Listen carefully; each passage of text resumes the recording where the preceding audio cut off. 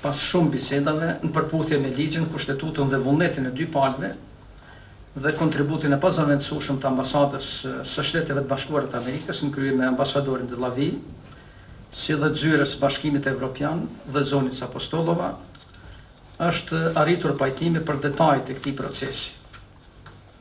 Sipas marrëveshjes për cilën mëngjesisht do të flas ministri Shala, muri është parapaqet rënohet dhe muri sot është rënuar, ndërkaq që ajo pjesë e sheshit do të rehabilitohet, pra krejt ajo çfarë kemi bërë, është se kemi zgjidhur një problem të brendshëm përmes autoriteteve të brendshme me përkrahje ndërkombëtare në rrugën tonë evropiane dhe euroatlantike.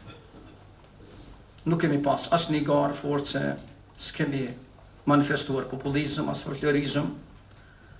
Mendoj se kanë triumfuar vlerat dhe kanë triumfuar metodat dhe mënyrat më të mira demokratike.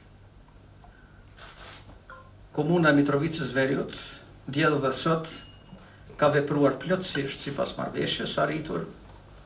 Është hera e parë që gjithë këshilltarët e kësaj komune në mënyrë unanime kanë votuar për një vendim shumë të rëndësishëm. Në Bruksel ne kemi diskutuar këtë çështje vetëm me përfaqësuesin e lartë Bashkimit Evropian në zonën Bollgëri.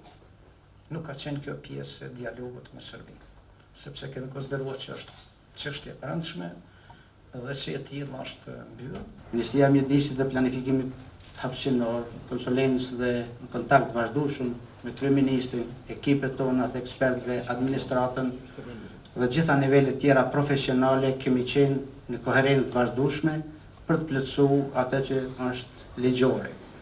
Sot ne kemi një realitet tjetër, një realitet konform Kushtetutës Republikës Kosovës, konform legjislacionit të aplikueshëm sot në Republikën e Kosovës.